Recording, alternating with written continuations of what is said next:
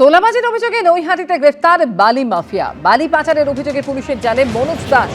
এলাকায় তোলাবাজি ও বালি পাচারের অভিযুক্তের বিরুদ্ধে। ভোট পরবর্তী অশান্তির অভিযোগও রয়েছে অভিযুক্তের বিরুদ্ধে। কেন ধরা হলো?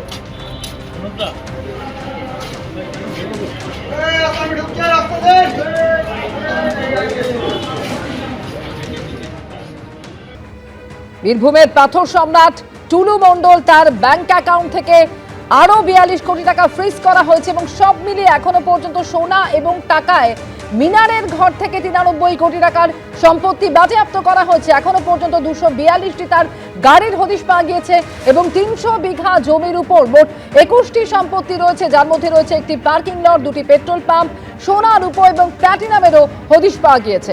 দুটি চিঠি আমাদের কাছে রয়েছে। একটা চিঠি হচ্ছে পুলিশের করা যে চিঠি, যেটা নথিপত্র চেয়ে, কিন্তু যে চিঠি গত 7ই জুলাই করা হয়েছিল মোহাম্মদবাজার থানার তরফ থেকে, সেখানে দেখা যাচ্ছে 14ই জুলাই মোহাম্মদবাজার গ্রাম পঞ্চায়েত তরফ থেকে কিন্তু সেই চিঠির উত্তর দেওয়া হচ্ছে এবং সেই চিঠির উত্তরে স্পষ্ট করে বলে দেওয়া হচ্ছে যে মোহাম্মদবাজার পুরো যে গ্রাম পঞ্চায়েতের প্রধানের তরফ থেকে কোনো রকমভাবে কোনো ট্রেড লাইসেন্স ইস্যুই করা হয়নি এই টুলু মণ্ডলকে। সুতরাং এখানেই এখন সবথেকে বড় প্রশ্ন উঠছে, এই টুলু মণ্ডলের যে কারবার, যে পার্কিং লট বা রোড কনস্ট্রাকশনের সঙ্গে যে যুক্ত ছিল বলে উঠে আসছে, সেটা কি আদৌ কোনো বৈধ কাগজপত্র ছিল, সেটা নিয়ে কিন্তু সবথেকে বড় প্রশ্ন। এমনকি তুমি শুনলে যে গ্রাম পঞ্চায়েত প্রধান তিনিও স্পষ্ট করে বলল যে তাদের কাছ থেকে কিন্তু কোনো রকমভাবে কোনো ট্রেড লাইসেন্স ইস্যুই করা হয়নি।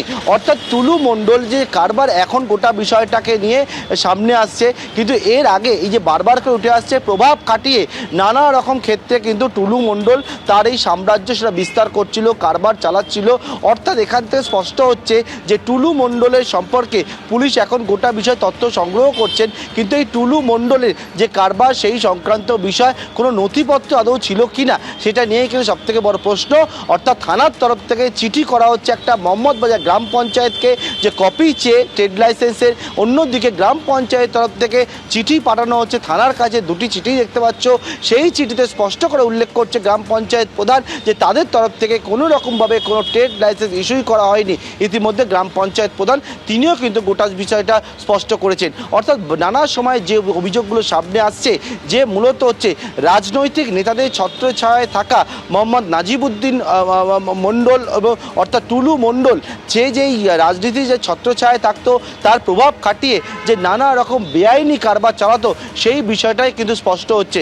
ইতিমধ্যেই এই চিঠি জানতে চেয়ে চিঠি থানার তরফ থেকে, পাশাপাশি হচ্ছে গ্রাম পঞ্চায়েতে পাঠানো যে উত্তর, সেই বিষয়টাও কিন্তু সেই দুটি চিঠি আমাদের কাছে রয়েছে এবং সেই চিঠিতেই দেখা যাচ্ছে স্পষ্ট করে থানা যখন টুলু মণ্ডলের বিরুদ্ধে এফআইআর করে চিঠি করে জানতে চাইছে, গ্রাম পঞ্চায়েত তরফ থেকে চিঠি করে উত্তর দিয়ে জানিয়ে দেওয়া হচ্ছে তাদের কাছ থেকে কোনো রকমভাবে কোনো ট্রেড লাইসেন্স দেওয়া হয়নি মোহাম্মদ নাজিবউদ্দিন ওরফে টুলু মণ্ডলকে।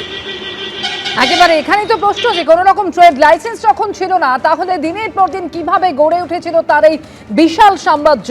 যে সম্পত্তির পরিমাণ এখনো পর্যন্ত যেটা জানা যাচ্ছে বাজেয়াপ্ত করা হয়েছে নগদ এবং সোনা মিলিয়ে 186 কোটি টাকা। এবিপি আনন্দ, এগিয়ে থাকে, এগিয়ে রাখে।